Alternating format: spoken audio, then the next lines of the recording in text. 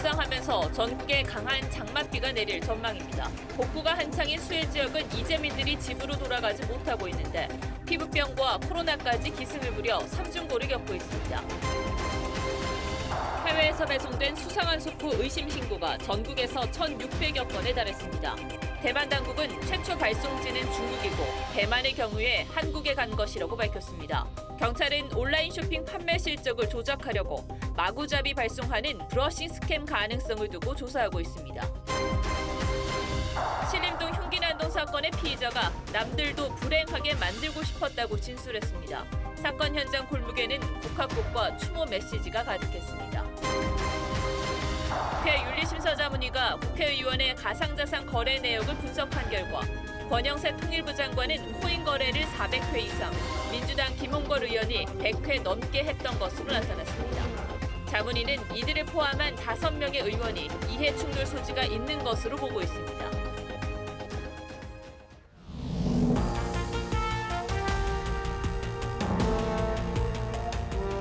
시청자 여러분 안녕하십니까? 뉴스7의 김영우입니다. 비가 온다는 소식을 접하면 이제 겁부터 덜컥 납니다. 이 남부 지역에서 시작된 장맛비는 오늘 밤부터 수도권까지 확대될 것으로 보입니다. 경기 북부 등 일부 지역에선 180mm가 넘는 폭우가 예상되고 다음 주 월요일까지 비 예보가 있습니다. 이미 많은 비가 내렸기 때문에 강수량이 많지 않더라도 위급한 상황이 벌어질 수 있습니다. 현장에 나가 있는 취재기자 연결하겠습니다. 윤서아 기자, 지금 비가 내리고 있습니까? 네, 서울은 오늘 오후 내내 검은 먹구름으로 뒤덮여 있었는데요. 이곳 광화문에는 오후 5시쯤부터 비가 내리기 시작해 지금은 점차 빗줄기가 굵어진 상태입니다. 이 주말을 맞아 도심 나들이에 나섰던 시민들도 귀가 발걸음을 재촉하고 있습니다. 오늘 밤부터 내일 낮까지 서울과 강원도에선 시간당 30에서 60mm의 강한 비가 내릴 것으로 예상됩니다.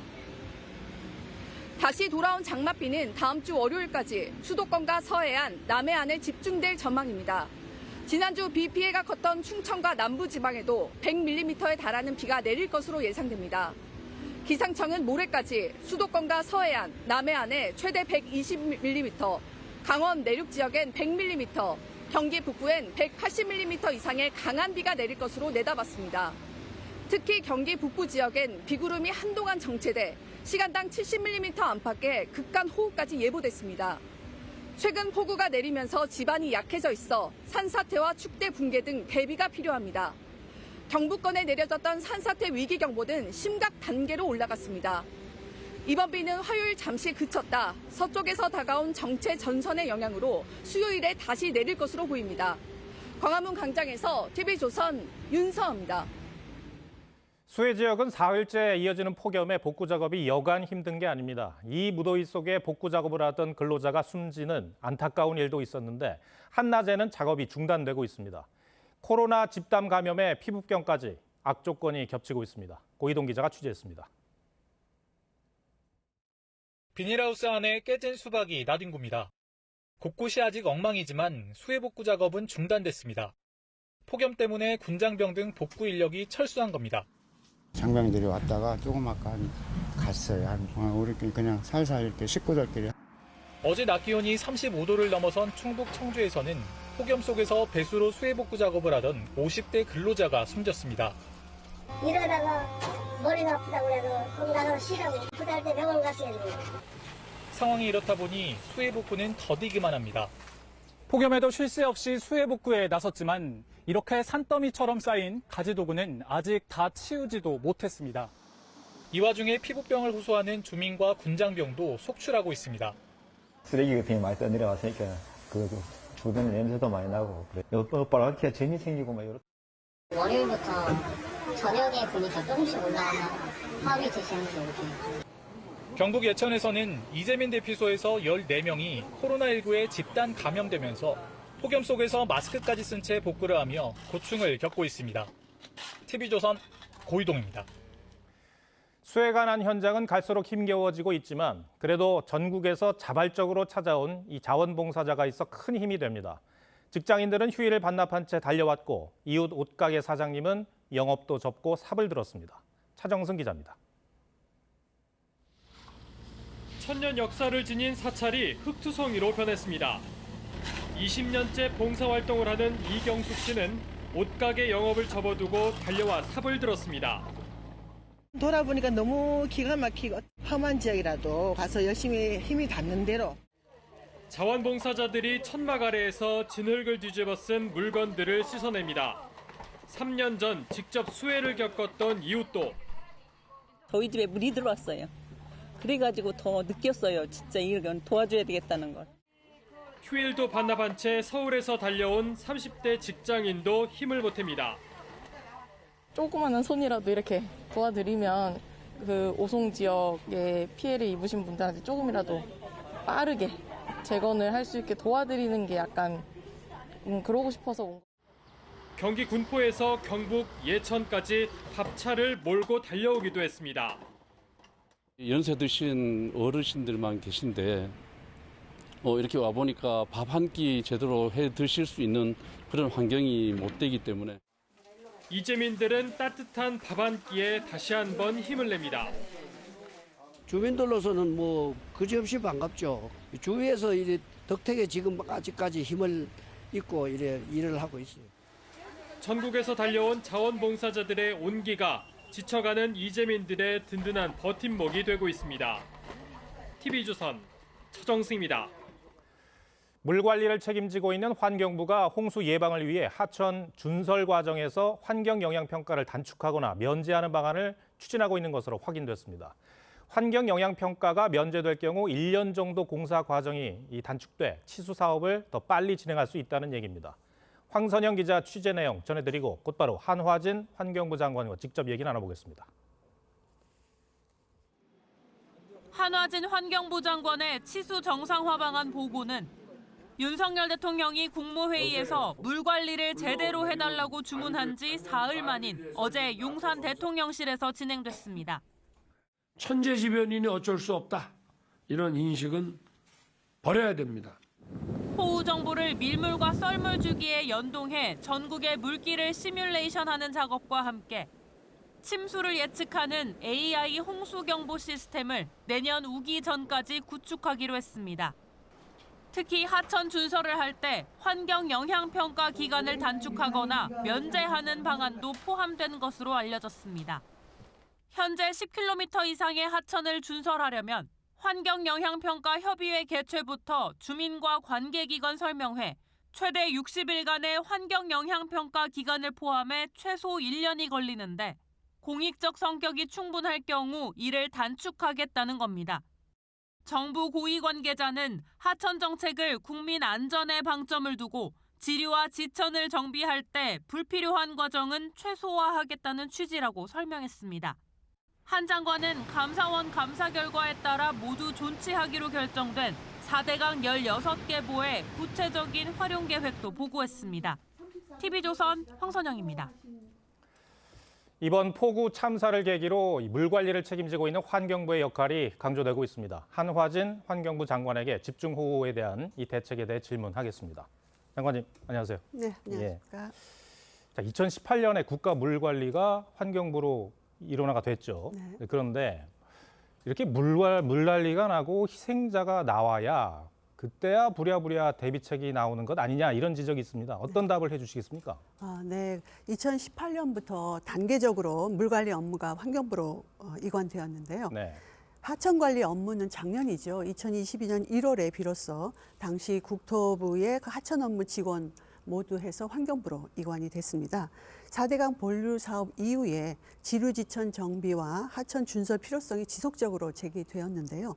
하지만 10년간 거의 이루어지지 않았습니다. 네. 그래서 우리 정부 들어서 비로소 작년부터 그 치수 사업을 착수하기 시작했습니다. 그래서 환경부는 앞으로 그 지난 10년간 미루어왔던 지류지천 정비 사업을 본격적으로 추진할 계획에 있습니다. 네. 그래서 필요한 구간에 대해서는 준설 사업도 추진을 하고요. 예. 또 긴급한 재해 예방 준설 사업 같은 경우는 행정 절차를 간소화할 계획입니다. 네.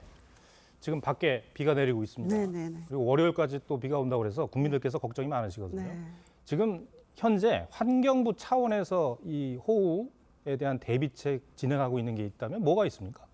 지금 이제 홍수 예경보 체계 이런 부분도 있는데요. 지금 일단 사업하고 관련한 부분을 말씀을 드리면 네. 현재 대형 홍수 방어 인프라 구축을 하기 위해서 이제 광화문 강남역에 대심도 빗물 터널 사업이 예. 있고요. 또 도림천의 그 지하 방수로 사업이 진행 중에 있습니다. 그리고 작년에 그 태풍 흰남노로 인해서 피해를 입었죠. 그 포항의 냉천, 이 항사댐 이 건설 사업도 지금 진행되고 있고, 네. 이와 함께 그 하천 설계 안전 기준 강화라든지 또 지류 지천 정비, 또 중소규모 댐 신설 이러한 그 홍수 대응 대책을 그 관계부처와 합동으로 지금 마련할 계획에 있습니다. 알겠습니다. 그 문재인 정부 4대 강보 해체 결정 과정에 문제가 있었다. 이런 네. 감사원의 결과 내용이 있었습니다. 네네. 근데 이런 결정이 환경부의 앞으로 4대 강보 운영에 어떤 영향을 미치게 됩니까? 네, 그 지난 정부의 보호 해체 결정은 철회할 것입니다. 그래서 이를 위해서 행정 절차를 지금 신속히 진행할 계획에 있고요. 4대강 모든 보를 존치시켜서 보를 보답게 이렇게 활용할 계획입니다. 그래서 예를 들어서 먼저 우선 그동안 방치되었던 대표적인 보호가 있는데요. 세종보가 대표적이고 또 공주보 이러한 그 보호들의 운영을 정상화하고 또 보를 활용한 소수력 발전도 재개하겠습니다. 또한 보를 활용해서 반도체 공장 등의 그 공업용수 공급 그리고 지역의 농업용수 공급을 확대하고요.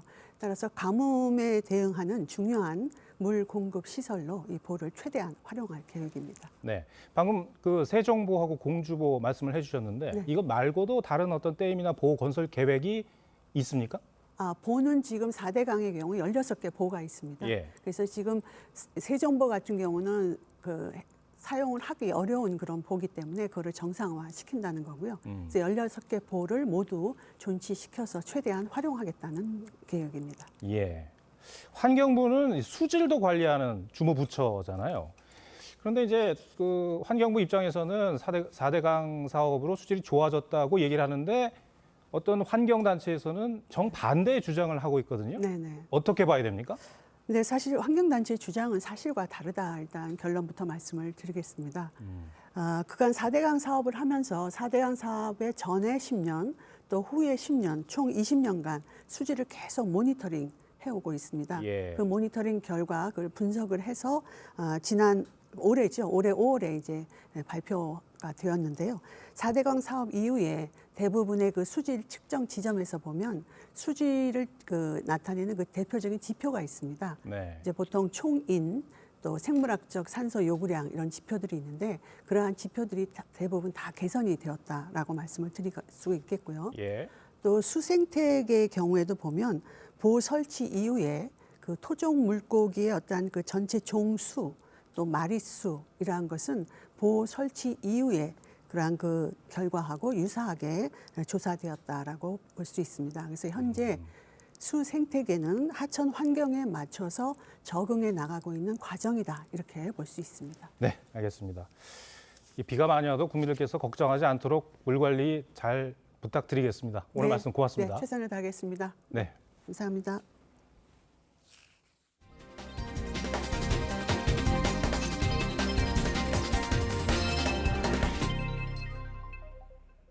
경북 예천에서 실종자 수색을 하다 숨진 고 최수근 상병의 연결식이 해병대장으로 엄수됐습니다. 마지막 길을 떠나는 아들 앞에서 유족들은 오열했고 전우를 잃은 대원들도 눈물로 마지막 인사를 대신했습니다. 하동원 기자입니다. 해병대원들이 태극기로 감상관을 옮깁니다.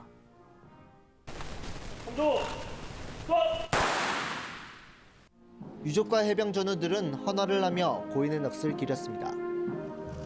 고 최수근 상병의 어머니는 아들의 영정사진 앞에서 끝내 오열하고 맙니다. 포항 해병대 1사단 체육관에서는 오늘 고 최수근 상병의 연결식이 엄수됐습니다.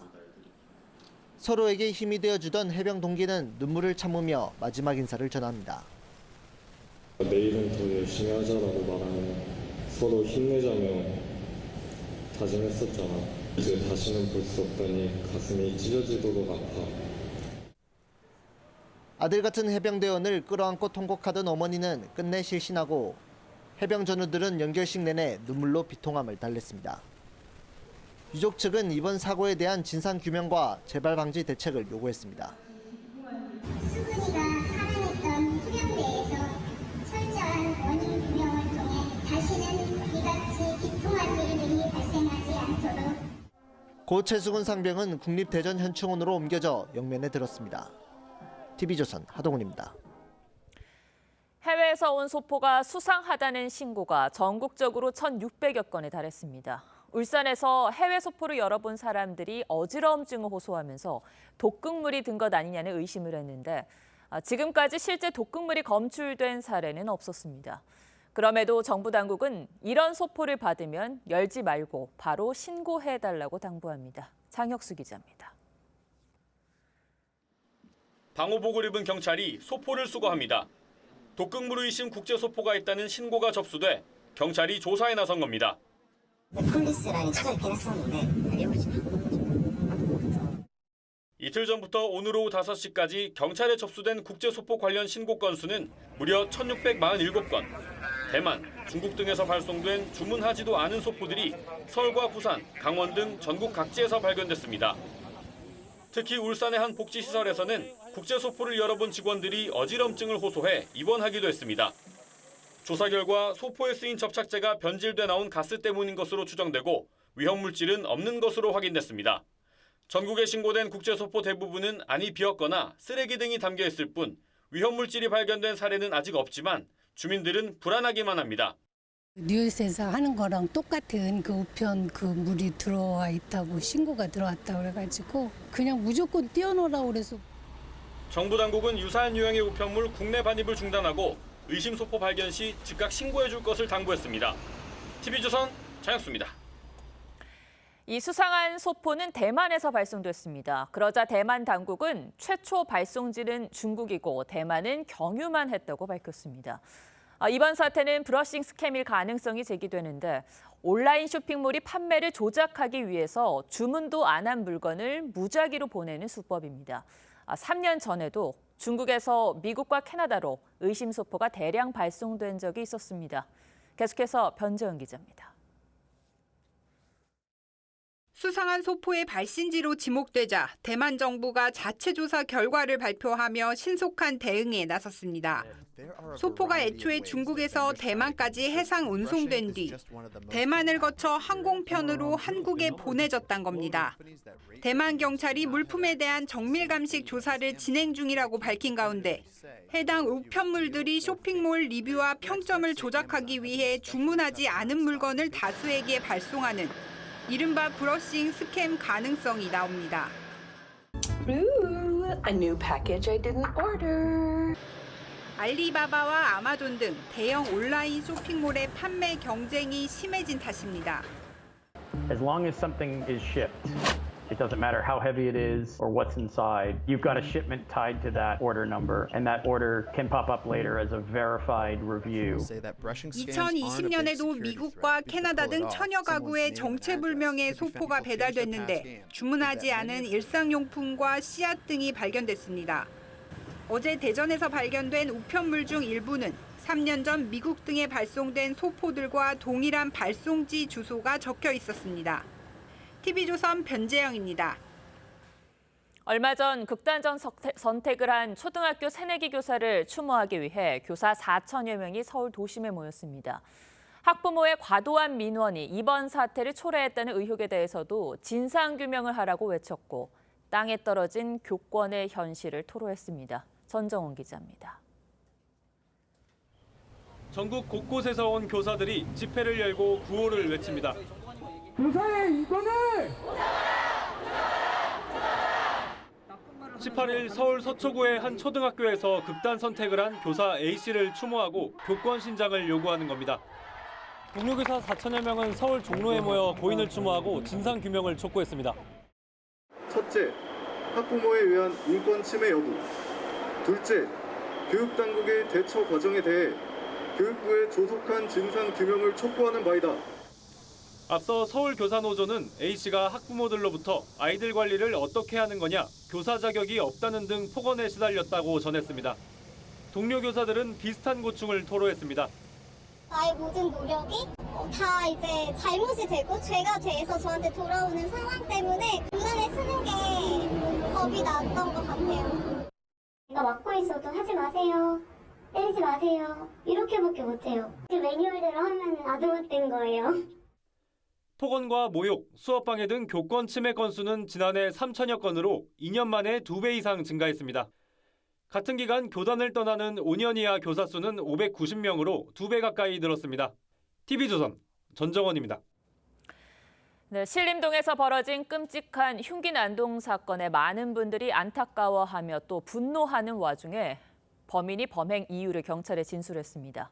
남들도 불행하게 만들고 싶어서 그랬다고 합니다. 생명이 위독했던 중상자 한 명은 1차 고비는 넘겼지만 여전히 안심할 수 없는 상태입니다. 조유진 기자가 보도합니다. 행인 4명에게 무차별 흉기를 휘두른 뒤 태연히 계단에 앉는 조모 씨. 팔 버리세요. 팔 버리세요. 다가서는 경찰에게 넋두리를 늘어놓습니다. 여태까지 잘못 살기 편한데 열심히 살아야 돼도 안 되더라고. 조 씨는 어제 오후 2시쯤 신림역에서 택시에 내리자마자 일면식도 없는 행인에게 마구 흉기를 휘둘러 20대 1명이 숨지고 30대 3명이 크게 다쳤습니다. 무서웠어요. 웃으면서 진짜 너무 무서워가지고 저 뒤쪽으로. 부상자 가운데 생명이 위독했던 30대 피해자 1명은 1차 고비는 넘겼지만 여전히 중태로 중환자실에서 치료를 받고 있습니다. 직업이 없는 조 씨는 나는 불행하게 사는데 남들도 불행하게 만들고 싶었고 분노에 가득 차 범행했다고 경찰에 진술했습니다. 명백한 사이코패스 범죄로 보이고 그것 범죄에 대한 대책을 세우고 예방하는 것도 국가의 책임이라고. 경찰은 조 씨를 살인, 살인미수 등 혐의를 적용해 구속영장을 신청할 방침입니다. TV조선 조유진입니다. 충격적인 사건 소식에 많은 시민들이 현장을 찾아 추모했습니다. 국화꽃과 지켜주지 못해 미안하다는 추모 메시지가 가득했습니다. 누구나 피해자가 될 수 있기에 제발 안전한 세상을 만들어달라는 목소리도 터져나옵니다. 서영일 기자가 취재했습니다. 식탁 위엔 누군가가 가져다 놓은 소주병이 놓여있고 옆에는 국화꽃이 수북이 쌓였습니다. 사고 현장 앞 가게 유리엔 지켜주지 못해 죄송하다. 가해자가 엄벌을 받았으면 좋겠다는 등 메모가 빼곡히 붙었습니다. 시민들은 대낮에 벌어진 충격적인 사건에 놀라움을 표시하면서 고인을 추모했습니다. 피해자가 모두 20, 30대여서 안타까움을 표시하는 또래의 발길이 이어졌습니다. 사실 제가 자주 걸어 다니는 거리라서 저한테도 일어날 수도 있었던 일이라고 생각이 들고 참상의 현장을 찾은 추모객 중에는 나도 묻지마 범죄의 피해자가 될 수 있다는 불안감을 느낀 시민들도 많았습니다. 밤에도 불안한데 대낮에도 이런 일이 생기니까 더 불안하고 특히 이번 범죄가 불특정 대상을 상대로 순식간에 벌어져 피해를 막기 쉽지 않았다는 분석도 나옵니다. 전혀 예상하지 못하는 상태에서 발생이 되기 때문에 가급적 거리를 두고 멀어지는 것이 그나마 순간적인 피해를 예방할 수 있는 그런. 또래살인범 정유정 사건 등 최근 유사한 묻지마 범죄가 이어져 정부 차원의 대책을 촉구하는 목소리도 커지고 있습니다. TV조선 서영일입니다. 최근에 내린 장맛비로 세계 잼버리 스카우트 대회도 차질을 빚고 있습니다. 새만금 일대에서 다음 달부터 열리는데 물이 이 대회 야영장까지 덮친 겁니다. 야영장 곳곳에 물 웅덩이가 생기고 발이 푹푹 빠지는 진흙밭으로 변해 개막 준비에 비상이 걸렸습니다. 장윤정 기자입니다. 세계 잼버리 대회를 앞둔 새만금 야영장입니다. 350mm에 이르는 폭우가 그친 지 벌써 사흘이 지났지만 드넓은 야영장 곳곳이 물웅덩이로 남아 있습니다. 텐트가 들어서야 할 땅바닥은 갯벌처럼 변해 발이 푹푹 빠질 정도입니다. 저지대 농지에 야영장을 만들면서 물이 제대로 빠지지 않자 이렇게 빗물을 모아두는 웅덩이까지 만들어야 했습니다. 다음 달 1일이 세계 잼버리 대회 개막인데 현장에서는 지금도 고인 빗물을 빼내기 위한 배수로 작업으로 분주합니다. 지역이 20만 평이 넘다 보니까 비가 올 때만 왕창 와버리잖아요. 이 배수로 아무리 크게 찢어놔도 물이 금방금방 안 빠지잖아요. 전라북도는 야영장 일대에 저류지 100개를 추가 설치했습니다. 땅에 텐트를 치기 어려울 것에 대비해 바닥용 받침대도 10만 개 가까이 확보했습니다. 기억처럼 그렇게 되긴 하지만 그런 팔레트 같은 걸 놓으면 데크에 올라와 있는 그런 효과를 낼 거라서.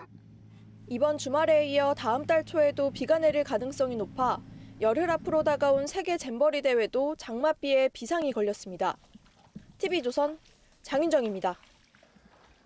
이번 집중호우로 전국에서 3만 5천 헥타르, 여의도 면적의 114배에 달하는 농경지가 침수되거나 매몰됐습니다. 당장 채소 가격이 뛰고 있습니다. 앞으로도 문제인데 이 장마가 길어지면 추석 물가까지 자극할까 봐 걱정입니다. 김충영 기자가 보도합니다. 끝을 모르고 쏟아지는 빗줄기에 비닐하우스 내부까지 물바다가 됐습니다. 호우에 취약한 밭채소부터 가격이 뛰기 시작합니다. 일주일 사이 애호박은 144% 급등했고 오이는 137%, 적상추는 98% 올랐습니다. 채소값도 엄청 많이 올랐어요. 그렇다고 김치 같은 거 안 먹을 수 있어요, 우리나라 사람이? 피해는 여기에 그치지 않습니다. 이번 호우로 인한 경작지 피해는 3만 5천 헥타르에 달합니다. 아직 7월인데 작년 여름 피해 면적의 8배가 넘습니다. 가축 피해는 19배에 달합니다. 장기 예보를 보면 올여름 집중호우는 당분간 지속될 전망입니다. 8월에도 농작물과 가축 피해가 이어지면 가을까지 장바구니 물가 오름세가 지속될 수 있습니다. 무려 54일간 장마가 이어졌던 2020년엔 사과 가격이 평년 대비 92%, 배추 가격이 55% 뛰었습니다. 현재 물가는 2%로 안정되었지만 이번 집중호우로 인해 채소나 과일 가격이 워낙 크게 오르고 추석도 다가오고 또 가을이기 때문에 정부가 적극적인 지원을 해서 국민들이 물가 부담을 느끼지 않도록. 정부는 비축 물량 방출을 최대한 늘리겠다고 하지만 장바구니 물가를 잡을 수 있을지는 미지수입니다.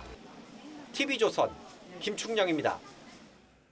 부산에 왔던 미국 전략 핵 잠수함의 반발에 탄도미사일 도발을 감행했던 북한이 이번에는 순항 미사일을 새벽에 여러 발 발사했습니다. 전술 핵탄두를 탑재할 수 있는 화살 계열의 미사일로 보이는데 미 합참의장은 한반도가 며칠 안에 전쟁 상태에 빠질 수도 있는 지역이라고 경고했습니다. 윤동빈 기자입니다. 합동참모본부는 북한이 오전 4시쯤 서해상으로 순항미사일 여러 발을 쐈다고 밝혔습니다. 한미군 당국은 정확한 발사 원점과 미사일 개수에 대해 분석 중입니다. 포물선을 그리며 대기권 밖까지 날아가는 탄도미사일과 달리 순항미사일은 1km 이하의 저고도로 지면을 따라 낮게 비행하기 때문에 산속에서 발사할 경우 레이더 탐지가 어렵습니다.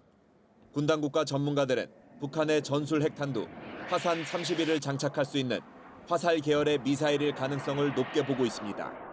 설정 고도 600m에서의 공중 폭발 타격 방식을 적용하면서 핵 폭발 조종 장치들과 기폭 장치들의 동작 믿음성을.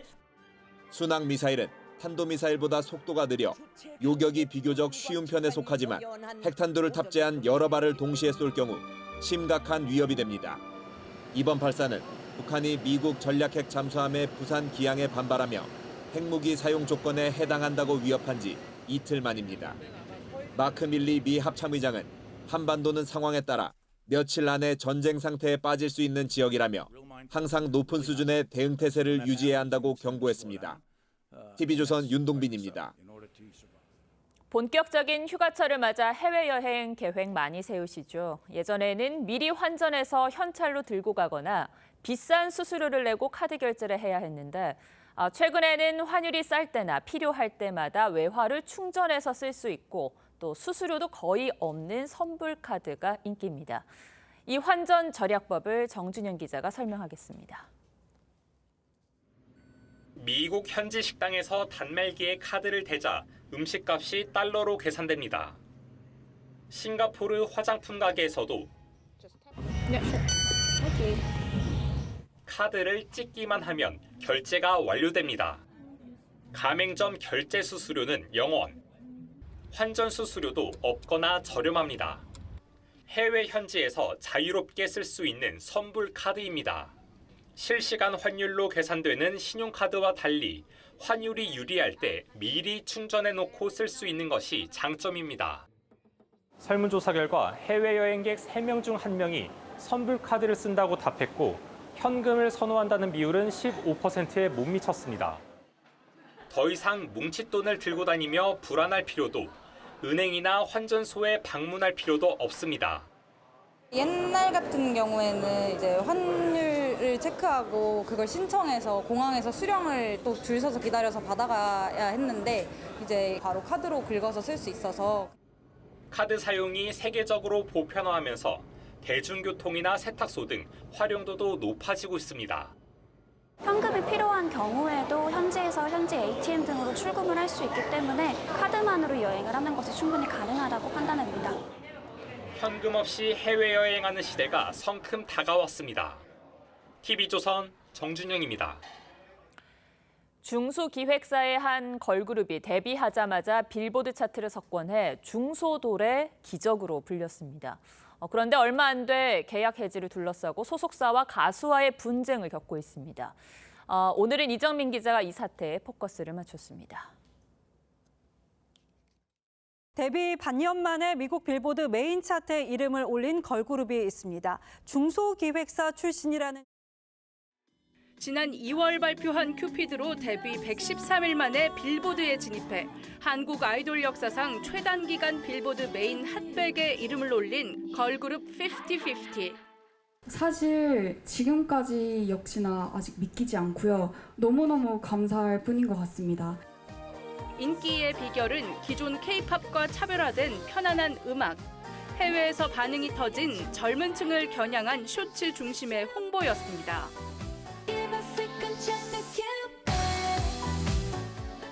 17주 연속 최장기간 빌보드 장악, 올 상반기 최고곡으로 꼽히며 승승장구하는 듯했지만 지난달 돌연 가수들이 소속사 어트랙트를 상대로 전속 계약 해지를 요청하며 활동을 중단해버렸습니다.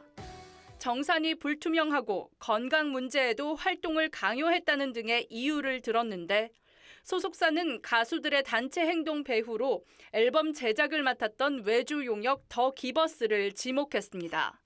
통상 소속사와 가수의 분쟁에서 소속사가 비난의 대상이 되는 경우가 다반사지만 이번 경우는 반대였습니다.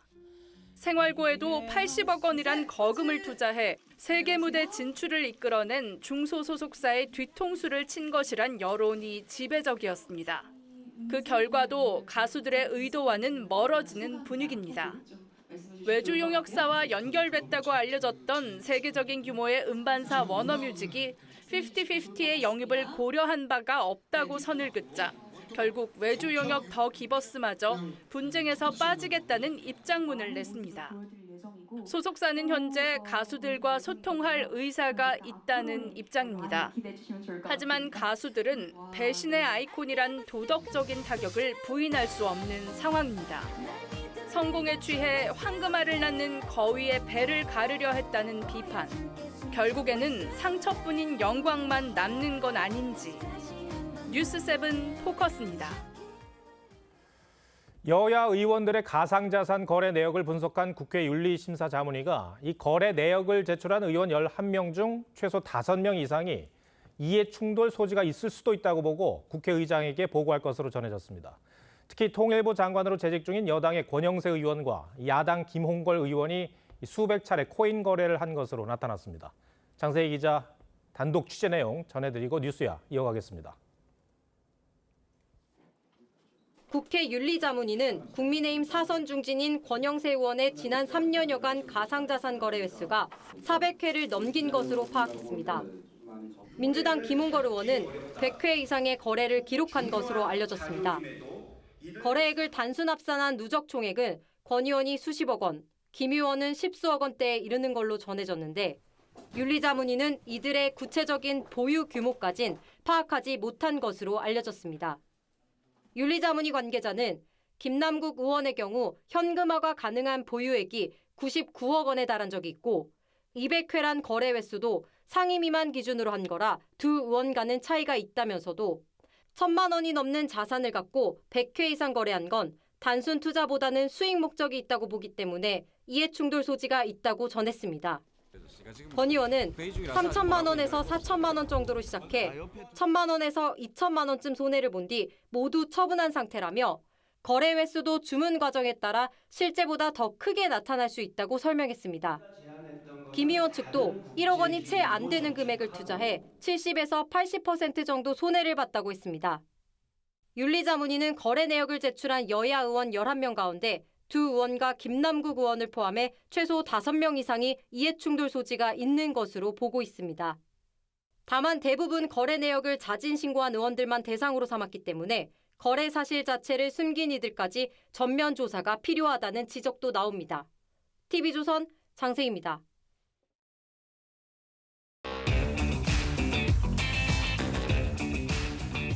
뉴스야 시작합니다. 정치부 정민진 기자 나와 있습니다. 첫 번째 물음표 볼까요? 네, 첫 번째 물음표는 김남국식 공정은입니다. 국회 윤리심사자문위가 김남국 의원에 대해서 제명 권고를 했어요. 김남국 의원은 상당히 억울해하는 것 같습니다. 네, 윤리자문위 결정 이후 하루 만에 SNS로 입장을 발표했는데요. 일단 국민께 송구하다며 사과를 했습니다. 하지만 제명 공고에는 분명한 유감을 표했습니다. 객관적이고 공정한 기준이 형평에 맞게 적용된 것인지 의문이라고 했는데 사실상 윤리자문위 결정을 정면으로 반박한 셈입니다. 윤리자문위는 어떤 입장입니까? 네, 윤리자문위 관계자는 김남국 의원의 해명에는 진실성이 없다라는 건 곧 드러날 것이라고 일축했습니다. 네. 저희를 소명이 안 된 부분도 있고 전체적으로 저희가 봤을 때 좀 성실치 못한 부분도 있는 것 같고요. 이 국회의원에 대한 제명 권고라는 게 사실 쉽게 나는 결정이 아닌데요. 정확히 어떤 이유입니까? 네. 윤리자문위는 활동 기간까지 연장하면서 총 7차례 이 회의를 한 끝에 김남국 의원에 대한 의원직 제명 공고를 결정했습니다. 우선 상임위와 본회의 활동 기간에 코인 거래가 잦았던 점, 그다음에 국회 재산 신고를 앞두고 코인을 대량 매입한 것에 대해서 소명을 요구했지만 김 의원이 동문서답식으로 답을 했다고 합니다. 특히 상임위 도중 200번 넘게 코인을 사고 판 기록을 확인했는데 김 의원은 윤리자문위에 상임위 도중 코인을 거래한 건 2~3차례 정도다라고 답한 것으로 전해졌습니다. 한 자문위원은 김 의원이 유체 이탈 화법으로 일관했다고 말했습니다. 이 상임위 때만 200회가 넘는다면 다른 활동까지 포함하면 더 많았을 것 같습니다. 네, 그뿐만이 아닙니다. 김 의원은 재산 신고 회피 의혹도 받고 있는데요. 윤리자문위에 따르면 2021년 12월에 김 의원이 거래소 계좌에 있던 90억여 원을 코인으로 샀다가 며칠 뒤 이듬해 1월 코인 50억 원어치를 팔아서 현금화한 것으로 전해지고 있습니다. 윤리자문위는 의도적으로 이 재산 신고를 회피한 것은 아닌지 의심하고 있습니다. 저희가 여기서 한번 짚어봐야 될 것이 조금 전에 앞서 리포트에서 봤습니다만 다른 여야 의원 같은 경우에는 에도 수백 회씩 거래한 기록이 있고 또 누적 합산하면 금액이 수십억이 되는데 이 경우는 김남국 의원과는 그 기준이 다르다는 거죠? 네. 물론 그것만으로도 이해 충돌 소지는 있는 것으로 보입니다만 이 권영세, 김홍걸 의원의 경우 수천만 원 규모의 자산을 수백 차례에 걸쳐 거래를 하다 보니 이를 전부 합산한 금액이 수십억, 십수억 원에 이른다는 것이고요. 김남국 의원은 현금화가 가능한 보유액 자체가 99억 원에 달한 적이 있고 상임위 도중 거래만 200차례에 이르렀기 때문에 앞서 두 의원과는 기준 자체가 다르다는 게 윤리자문위 관계자의 설명이었습니다. 여기에 김 의원의 경우 전체 거래 내역 제출을 거부했다가 자문위 활동 기간이 연장된 뒤에야 제출하면서 성실하게 조사에 임하지 않았다는 비판도 받고 있습니다. 거래 내역이 굉장히 중요한 의미가 있어서 지난번에도 요청을 했는데 김 의원이 여러 가지 사유로 내지 않았거든요. 네, 알겠습니다. 첫 번째 물음표 정해볼까요? 네, 첫 번째 물음표 김남국식 공정에 대한 느낌표는 제명된 공정으로 정리하겠습니다. 어느 순간부터 여당이든 야당이든 자신이 불리한 순간엔 어김없이 공정이라는 표현을 꺼내는 모습이 반복되고 있는데 정치권에서 제명된 공정이 제자리를 찾았으면 하는 바람입니다. 네, 두 번째 물음표는 뭡니까? 두 번째 물음표는 천공 아닌 풍수학자입니다. 예, 대통령 관저 선정 과정에 이 역술인 천공이 개입했다는 의혹을 야당에서 제기를 했는데 그래서 경찰이 수사를 하고 있고요. 근데 다른 사람이 등장을 했어요. 네, 풍수학자이자 관상가인 백재권 사이버 한국 외대 견인 교수라고 합니다. 육군 참모총장 공간 CCTV를 분석한 경찰이 천공은 방문한 적이 없다는 사실을 이미 발표한 적이 있죠. 이후 조사 결과 백재권 씨의 방문 사실을 확인한 겁니다. 저희가 두 사람의 얼굴을 준비를 했는데요. 한번 보여주시죠. 보시면 얼굴은 그렇게 비슷하지는 않아요. 근데 수염이 좀 닮았네요. 네, 맞습니다. 당시 야당에서도 이 수염 때문에 천공을 끌어들여 엉뚱한 의혹을 제기한 걸로 정리되는 분위기입니다. 마스크 밑으로 긴 수염이 있어서 아, 저 사람이 천공이구나 라고 확인했다는 겁니다. 그러면 풍수학자는 왜 공관을 방문한 겁니까? 저희가 대통령실과 당시 방문 과정에 관여했던 여권 관계자를 취재를 했는데요. 예. 그분에 따르면 청와대 이전 TF에서 전통 문화인 풍수 지리학적 견해를 듣기 위해서 그 분야의 권위자인 백 교수의 방문을 요청한 건 사실이라며 다만 관저 위치는 경호와 안전, 이전 비용, 집무실과의 동선을 종합적으로 고려해 결정했다고 합니다. 그러니까 백재권 씨는 육군 참모총장 공간을 관저로 추천했지만 윤 대통령은 외교부 장관 공간을 선택했기 때문에 결과적으로 의견이 참고만 됐지 반영되지는 않았다라는 설명입니다. 백재권 씨는 윤 대통령과는 어떤 인연인가요? 네, 2017년이죠. 서울중앙지검장 시절 윤 대통령 부부를 만나 이른바 동물 관상을 봐줬다고 합니다. 그보다 앞서 민주당 대선 경선 때는 이 후보였던 이재명 대표 부부도 만났다고 하는데 이 언론 보도에 따르면 김혜경 씨가 자신이 영부인이 될 관상이냐는 질문을 한 것으로 전해졌습니다. 또 문재인 대통령이 대선 후보이던 시절 김정숙 여사죠. 김정숙 여사를 직접 만나 관상을 본 적도 있다고 합니다. 그 외에도 공개는 되지 않았지만 여야 유력 인사를 다수 만난 것으로 알려져 있습니다. 여야 반응은 어떻습니까? 네. 일단 먼저 민주당은 지금 이 풍수 전문가가 궁궐터를 정해주던 조선시대냐라고 비판을 했고요.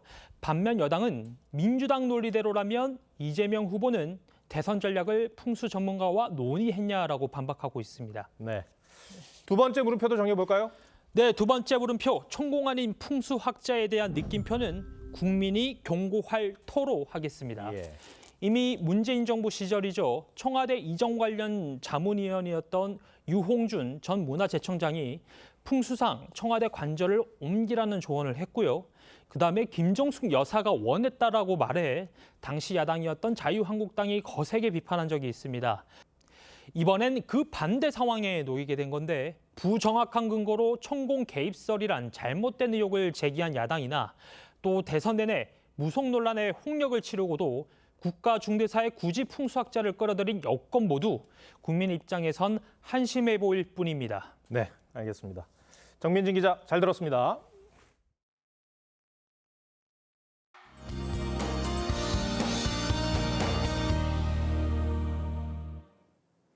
정체전선의 영향으로 모레까지 전국 대부분 지역에 비가 이어지겠습니다. 현재 충남과 전북 일부에 호우주의보가 내려져 있고요. 밤부터는 서울을 비롯한 수도권과 강원 영서로도 특보가 더 확대될 수 있겠습니다. 특히 내일 중부지방과 호남을 중심으로는 매우 강한 비가 예상되는데요. 시간당 30에서 60mm, 경기 북부는 내일 새벽부터 오전 사이에 시간당 70mm 안팎까지 물벼락이 쏟아질 수 있습니다. 피해 없도록 대비 철저히 해주셔야겠습니다. 모레까지 예상되는 비의 양은 경기 북부에 180mm 이상, 그 밖에 수도권에도 최대 120mm가 예상되고요. 전남 해안으로도 150mm 이상의 많은 비가 내리겠습니다. 한편 밤에도 열기가 식지 못하면서 내륙과 동해안을 중심으로는 열대야가 나타나겠습니다. 낮 기온은 서울이 27도, 전주 29도, 대구는 30도까지 오르겠습니다. 월요일에는 충청과 남부지방에 큰 비가 집중되겠고요. 다음 주 중반까지 비 소식이 있습니다. 날씨였습니다. 7월 22일 토요일 뉴스7 마치겠습니다. 함께해 주셔서 고맙습니다.